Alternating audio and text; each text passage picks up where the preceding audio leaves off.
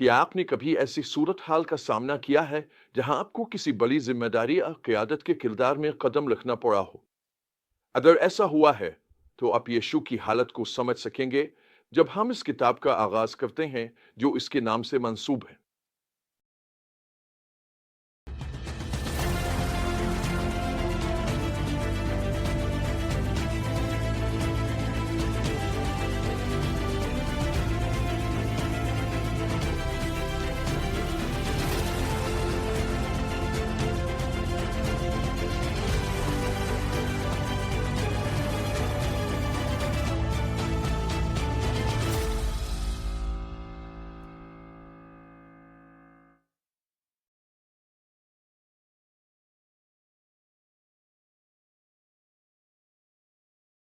हम मूसा की क़यादत से यीशु की क़यादत की तरफ मुंतकिल हो रहे हैं, और हमारा बुनियादी सच ये है: खुदा की मकासद किसी एक रहनुमा या नस्ल तक महदूद नहीं होते।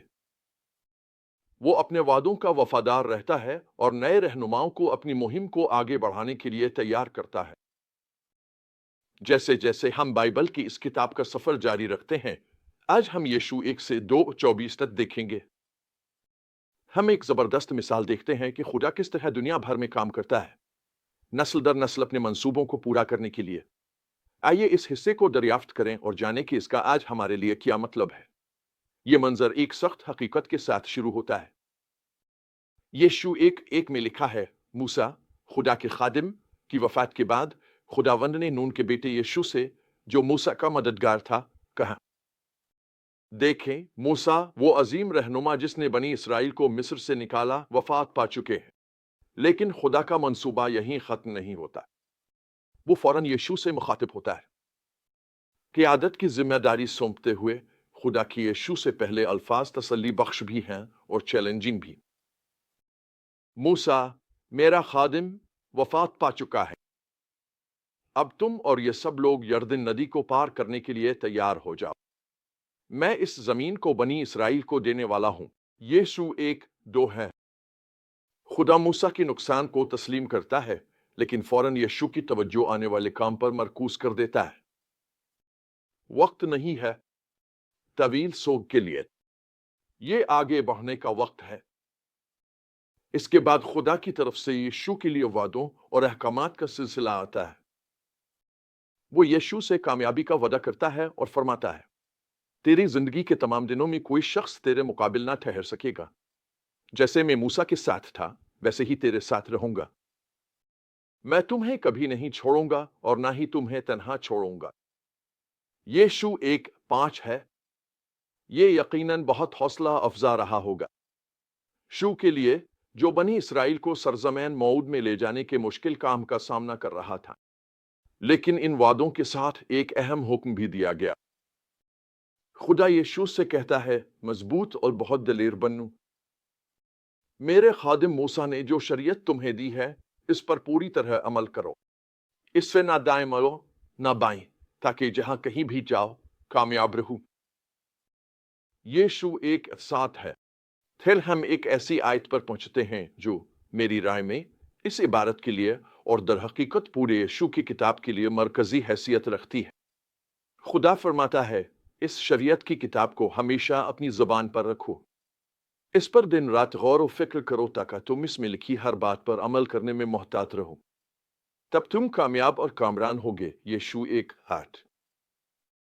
ये आयत यीशु की कामयाबी और हमारी कामयाबी की कुंजी जाहिर करती है।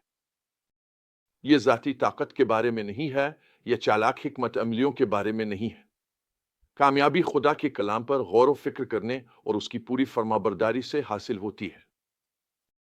ये उसूल आज हमारे लिए इतना ही सच है जितना हजारों साल पहले यीशु के लिए था।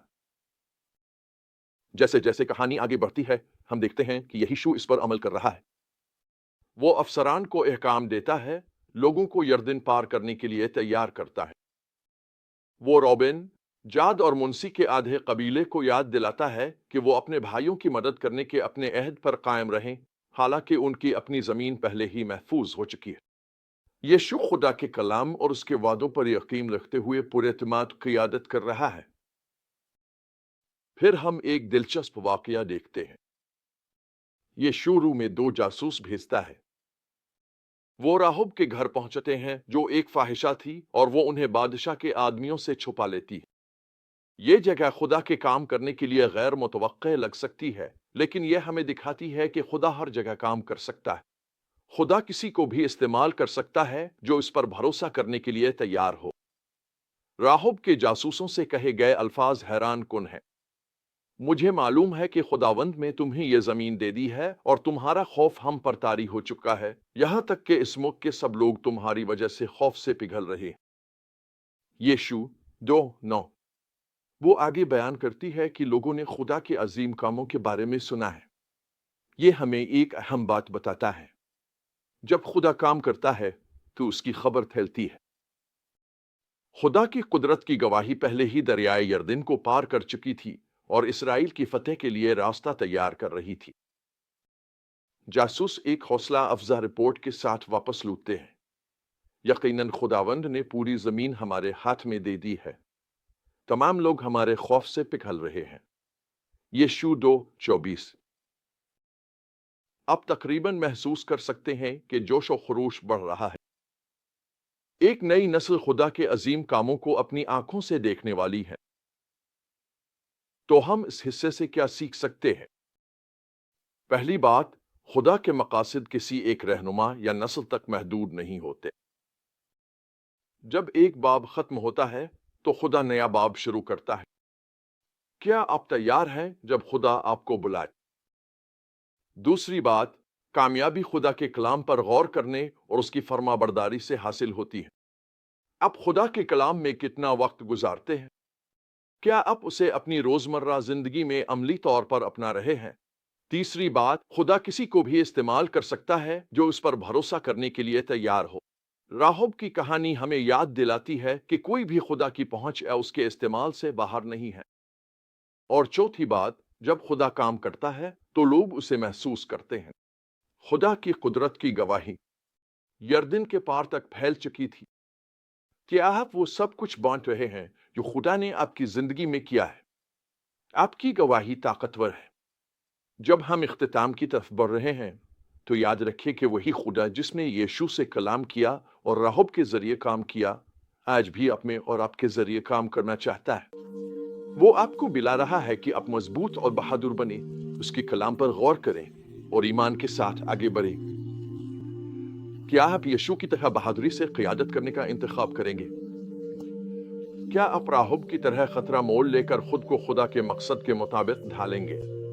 یاد رکھیں، خدا کے ساتھ ایک نیا باب ہمیشہ ممکن ہے اور بہترین ابھی آنا باقی ہے۔